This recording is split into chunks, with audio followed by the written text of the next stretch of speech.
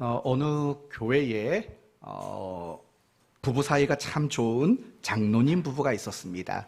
우리 교회 문장로님도 부부 사이가 참 좋지 않습니까? 그런데 이 교회 장로님 부부는 처음부터 사이가 좋았던 건 아닙니다. 늘상 갈등이 있었고 다툼이 있었고 그리고 결국에는 두 사람이 이혼까지 그렇게 생각하는 지경에 다다랐다고 합니다. 그래서 마지막으로 목사님을 찾아가서 상담을 받았습니다. 지금 이래해서 우리가 이혼을 생각하고 있으니 목사님 생각은 어떻습니까? 목사님이 이렇게 한 가지를 제안했다고 합니다. 잠깐만 시간을 더 두고 결정합시다. 대신 그때까지 두 분이 함께 하루에 30분씩 아무 말 안 해도 괜찮으니까 찬양을 불러보십시오 라고 제안을 하셨다고 합니다. 목사님의 그 제안을 듣고 이 장로님 부부가 매일같이 30분 동안 아무 말 하지 않고 서로 찬양만 불렀다고 합니다. 그 결과 놀랍게도 두 분의 사이가 회복될 수 있었다는 겁니다. 기쁜 일이 있었을 때에도 함께 찬양을 불렀고 힘들고 어려운 일이 있을 때도 함께 찬양을 불렀다고 합니다. 심지어는요, 부부싸움을 하다가도 서로 찬양을 불렀답니다. 어느 날 이런 일이 있었답니다. 장로님과 권사님이 서로 갈등이 생겼고 다툼이 생겼습니다. 너무 화가 난 장로님이 그냥 문을 활짝 열고 뛰쳐나가고 있었습니다. 그때 권사님이 이런 찬양을 불렀답니다. 어서 돌아오, 어서 돌아마오. 네, 이 찬양을 딱 듣더니 장로님이 웃음이 피식 났다는 겁니다. 그러자 장로님이 이런 찬양을 하며 돌아갔답니다. 멀리 멀리 갔더니 처량하고 고나요. 그래서 행복했답니다. 네, 그래서 행복했답니다. 여러분, 우리가 날마다 이렇게 찬양을 드리면 사실은 기쁘고 참 행복합니다. 우리가 지난 한 주간 아마 찬양 페스티벌 때문에 가족들이 모여서 찬양을 꽤 많이 했을 겁니다. 저희 가족도 계속해서 찬양을 하면서 얼마나 기쁘고 좋았는지 모릅니다. 피아노 앞에 모여가지고 사모가 피아노를 치고 하음이와 제가 또 찬양을 드리고 또 중간에 누가 솔로도 하고 이런 기쁨과 재미가 얼마나 많았는지 모릅니다. 물론 우리가 찬양하는 것 그 자체가 내 기쁨과 내 재미로 하는 건 아닙니다. 하나님이 목적이죠. 그러나 그 하나님이 목적인 그 자리에는 항상 기쁨과 행복과 즐거움이 있을 수밖에 없는 겁니다. 그래서 그 장로님 부부는 평생 하나님을 찬양하며 그렇게 사셨다고 합니다.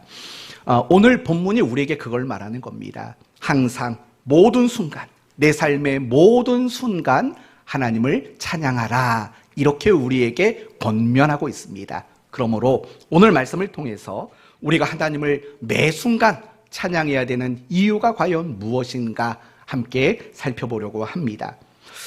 먼저 여러분, 시편이 뭐라고 생각하십니까? 시편은 총 150개의 시로 되어 있습니다. 과연 시편은 뭘까요? 단순히 종교적인 색깔이 있는 시 또는 신앙이 담겨 있는 시 정도일까요? 물론 맞습니다. 그러나 시편은 우리 인생을 살다 보며 겪게 되는 희노애락, 우리의 인생의 모든 것이 담겨 있는, 모든 순간이 담겨 있는 인생시이기도 합니다. 뿐만 아니라 우리의 다양한 순간 속에서 우리와 함께 하시고 능력과 역사를 우리에게 베풀어 주신 그 하나님을 향한 찬양시이기도 합니다. 그래서 오늘 본문은 다윗시이면서도 시편 전체의 결론에 해당되는 본문인 겁니다. 그렇다면 시편의 결론은 뭘까요? 시편의 결론, 바로 하나님을 뭐하라? 찬양하라.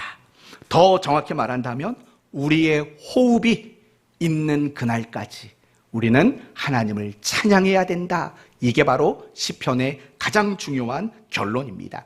그래서 오늘 우리가 함께 읽은 6구절 안에 할렐루야를 포함해서 하나님을 찬양하라는 의미의 표현이 13번이나 나옵니다. 그리고 오늘 함께 읽은 본문의 시작과 끝이 무엇으로 시작하고 무엇으로 끝납니까? 할렐루야로 끝나는 거예요. 하나님을 찬양하라로 시작해서 하나님을 찬양하라로 끝나는 거죠. 우리의 인생의 시작과 우리의 인생의 끝이 바로 하나님을 찬양하는 것이 마땅한 것을 우리에게 결론으로 말해주고 있습니다.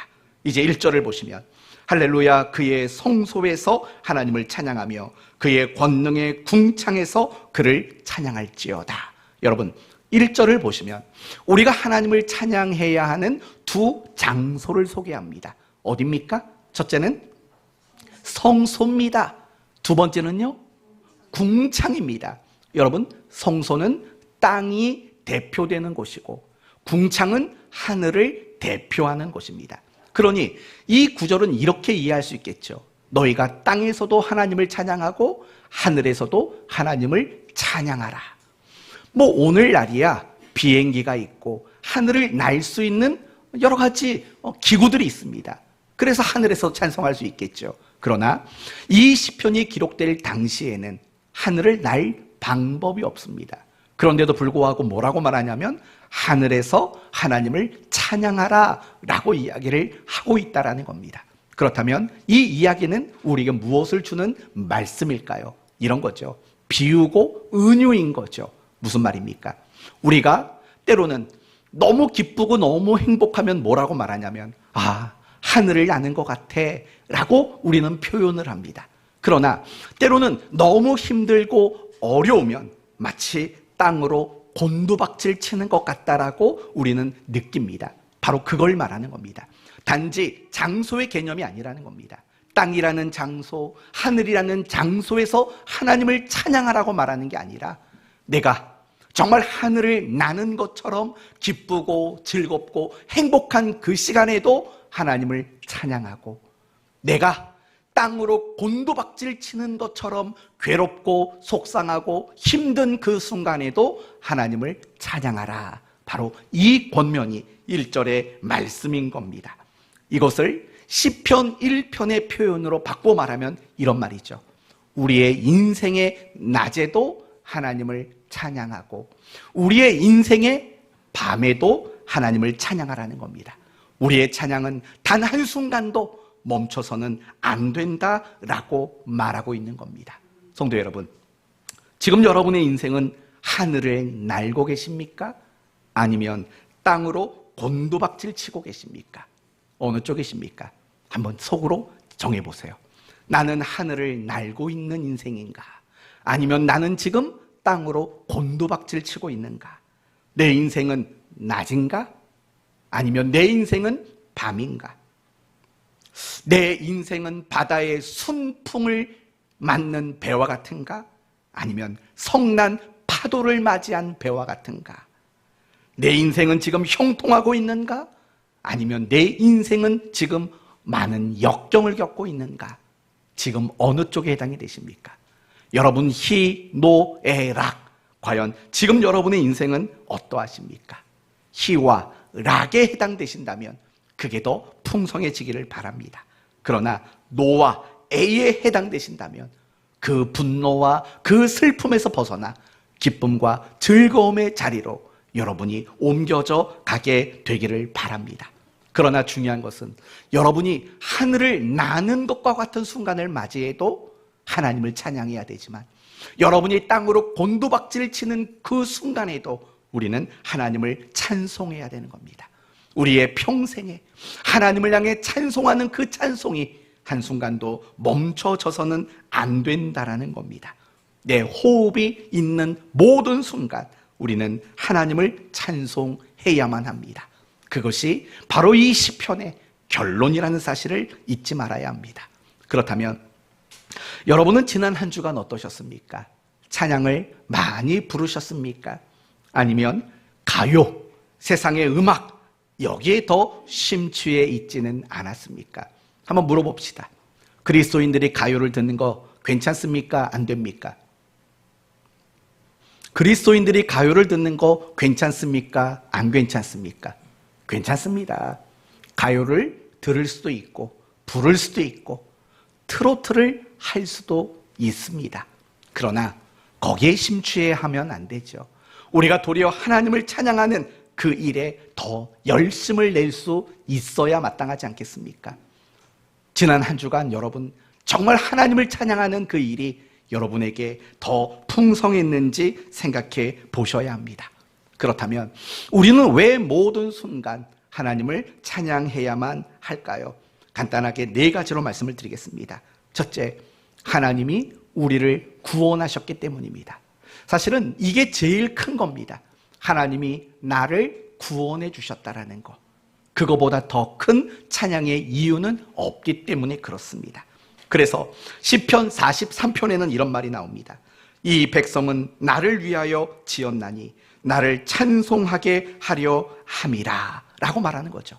하나님이 이스라엘을 자기 백성으로 삼으신 거, 하나님이 애굽의 종노릇하던 그들을 구원해 내신 거, 그 목적은 하나님을 찬송하게 하기 위함이다 라고 말하는 겁니다. 마찬가지인 겁니다. 하나님이 우리를 구원하신 그 모든 이유는 무엇이냐?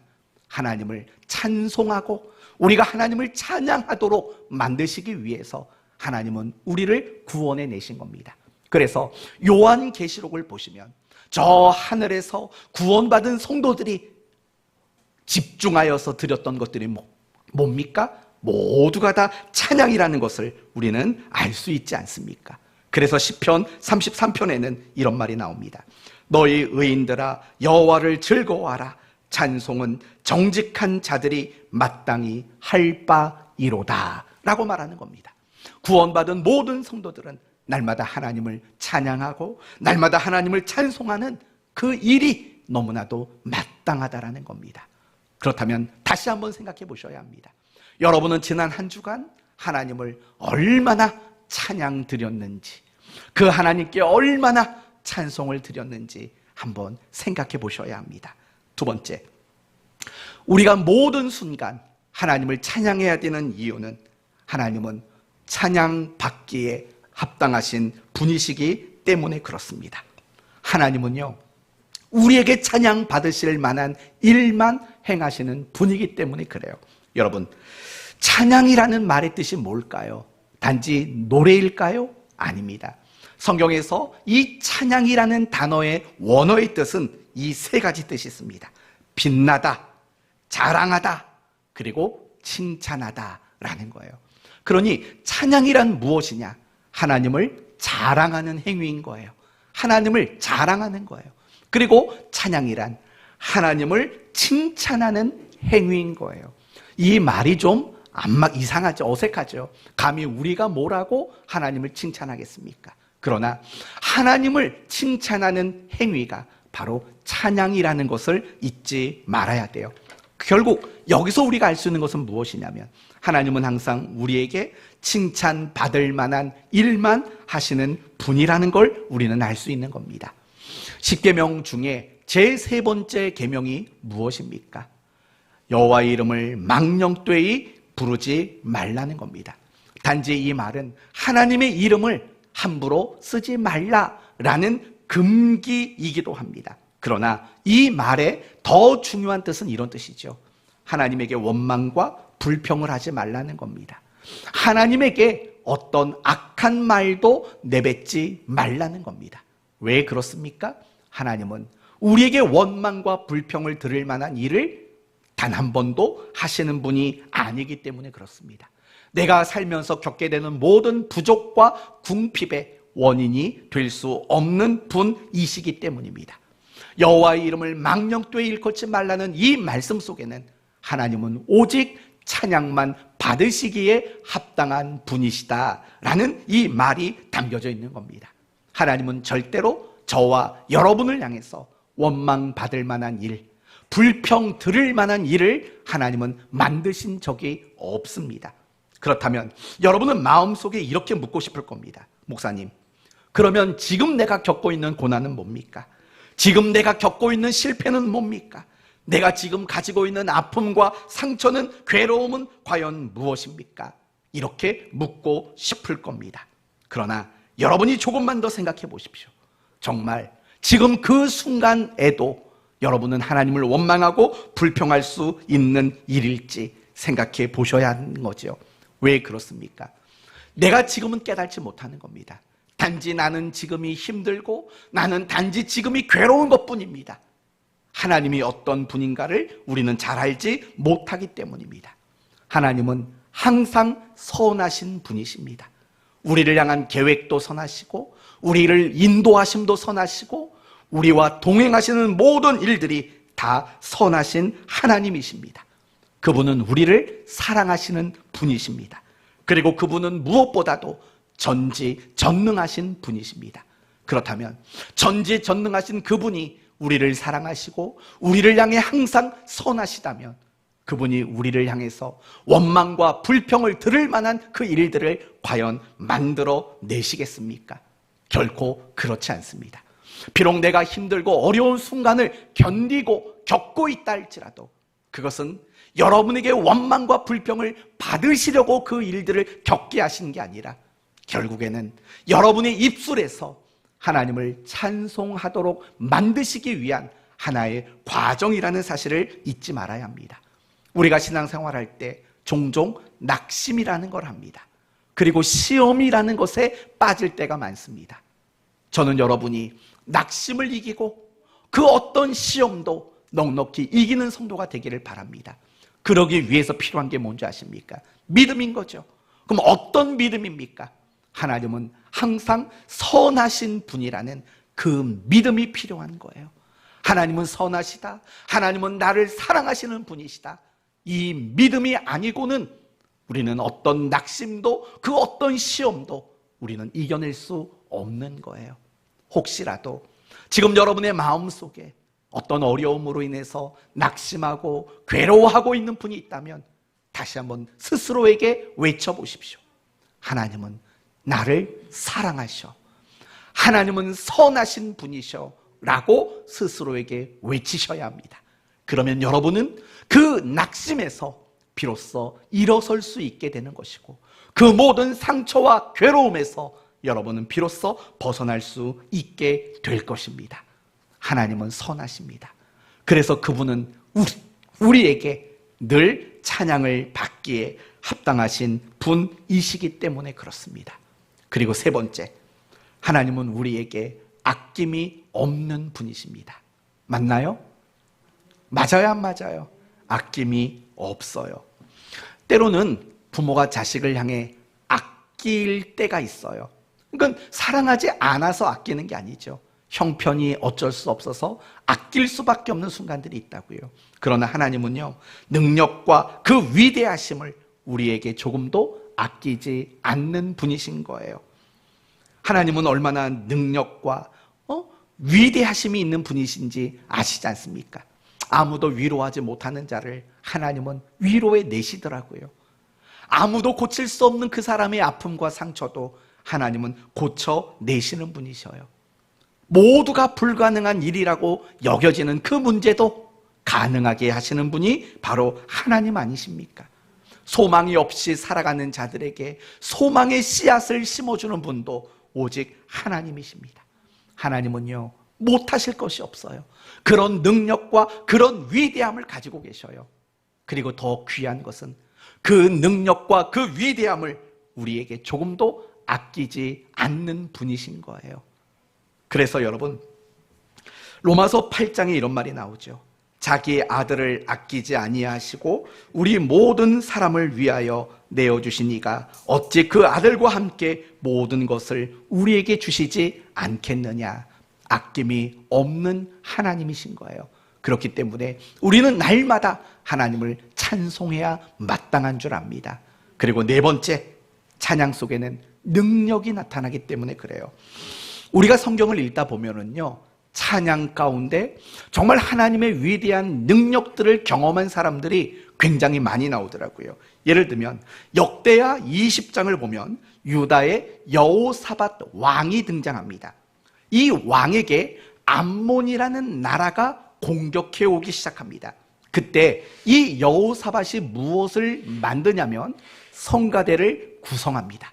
성가대를 구성해요. 그리고 그 전쟁터 가장 앞에 그 성가대를 보내서 하나님을 찬송하도록 만들어요. 바보 같은 짓 아닙니까? 전쟁터면 가장 강한 무기를 앞장세워야죠.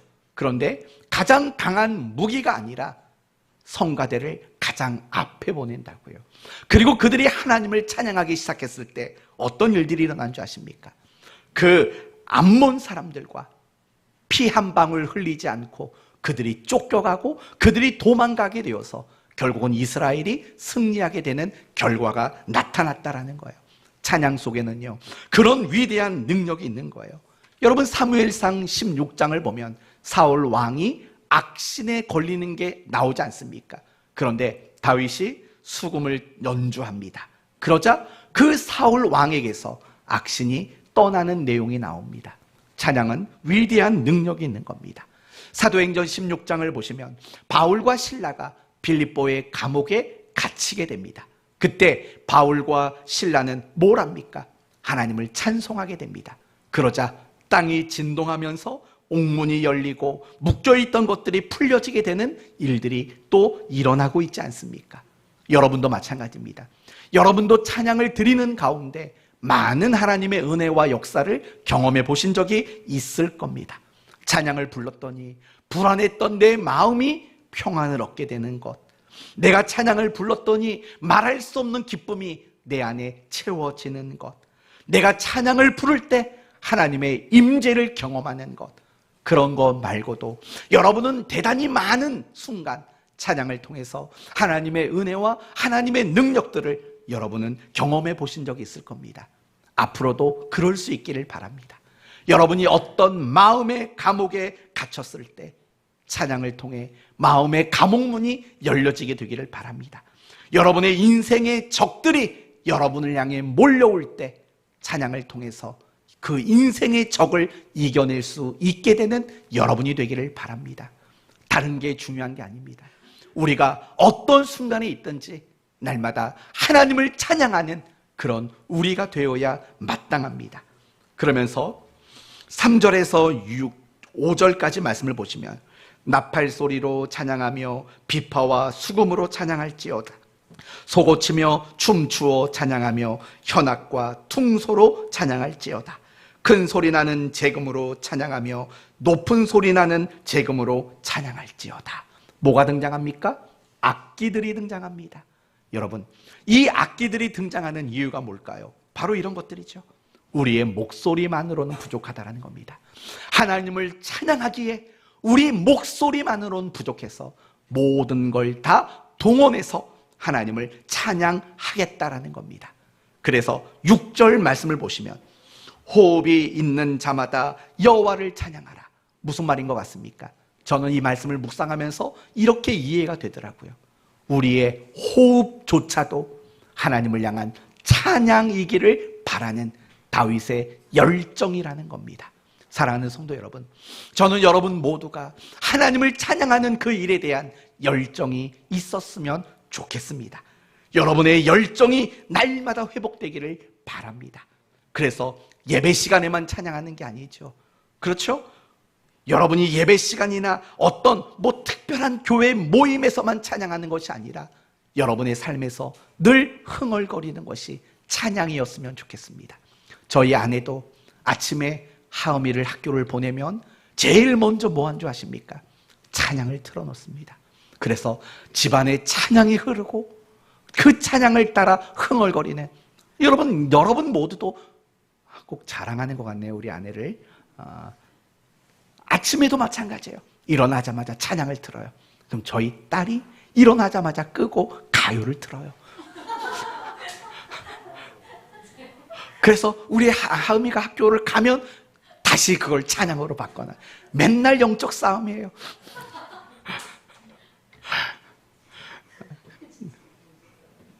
왜요?